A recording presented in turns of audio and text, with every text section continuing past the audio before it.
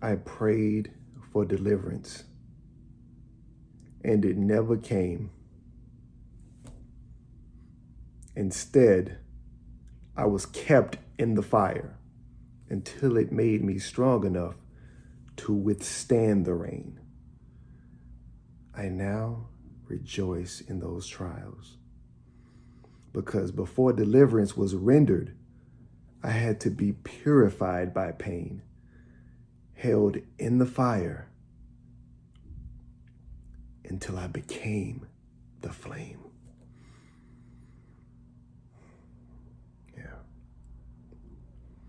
This was from a poem I entitled Unanswered Prayers.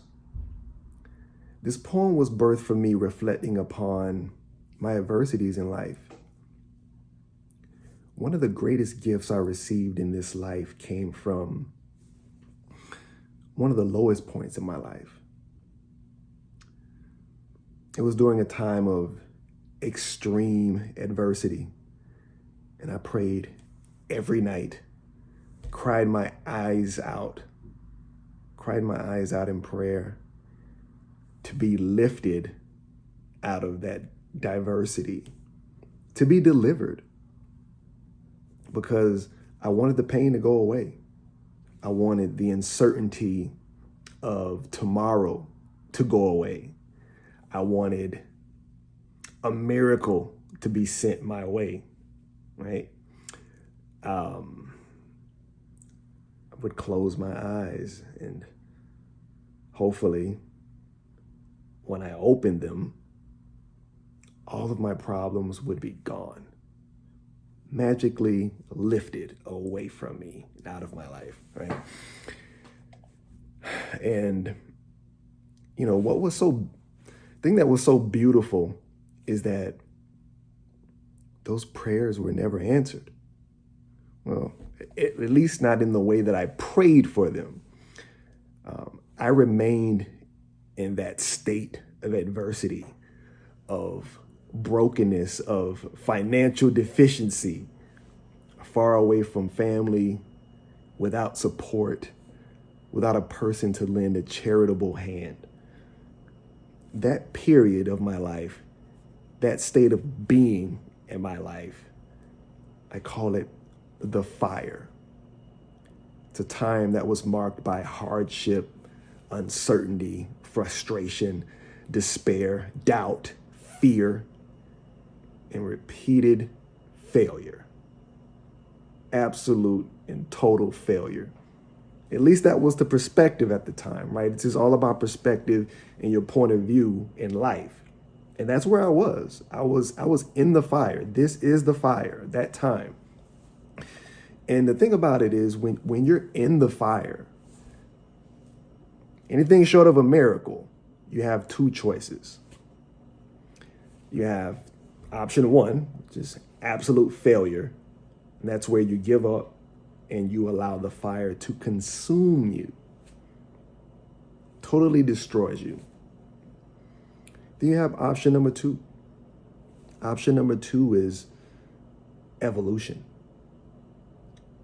In evolution, that's where you learn from your failures, where you allow everything that hasn't killed you to make you stronger than ever before. Evolution is where you put the work in. Instead of waiting on some external miracle to deliver you from your time of adversity, you look internally. You look internally for that miracle that you're praying for is within you. You are the miracle. You see, I'm grateful for the struggle because it gave me the strength that I have today. It gave me the resilience in life that I now possess. And I need that strength, that resilience to achieve the goals I've set for myself. But without adversity, without the adversity that preceded the blessing,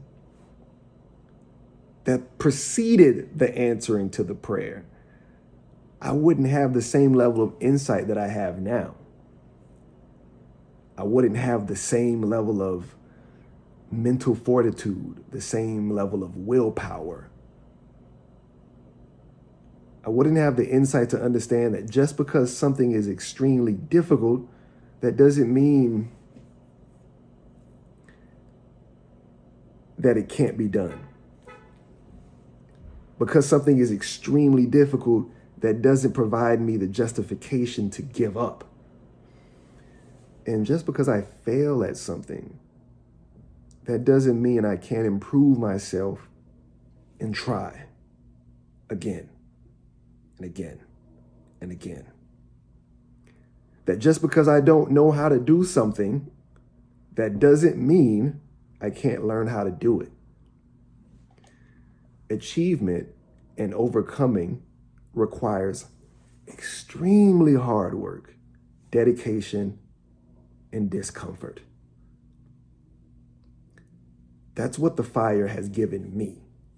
You see, life is not meant to be a perpetual state of comfort.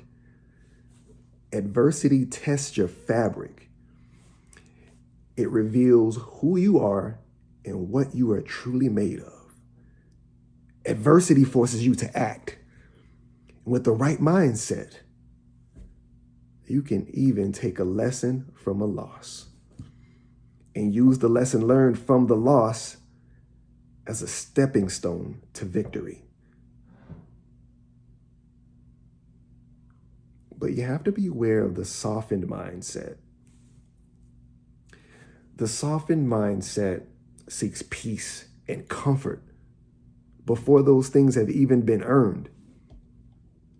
It's almost a natural state of being, right? As humans, we really don't want to be challenged. We don't want to be uncomfortable, right? You almost have to go against your nature in order to achieve things that are out of the normal, to be better than average, to not be mediocre. You go against your nature as a human, right? And so the softened mindset at the end of the day, it's a mindset that breeds mediocrity. And that does a disservice to humanity. You see, many of us seek paradise, but would you be willing to go through hell in order to reach heaven? See, I was once lost, and it was in the fire where I found myself. You see, I wanted to be delivered, but what I needed was to remain in the fire long enough, just long enough, to learn the lessons necessary to move on to the next level. Because what you learn is really the true nature of fire. Because fire is not inherently evil, right? We think of fire, we think of, oh, the devil, we think of hell, right? We think of something that's totally consuming, destroying, right? But fire is not inherently evil. It's simply an element. In one sense, fire can do all of those negative things I mentioned, right? It could scar, it could burn, it can destroy. But fire can also illuminate and purify. Fire can provide warmth in a very harsh and cold environment. And the fire, this is our most beautiful time, our most glorious moment. When we are broken, yet persist.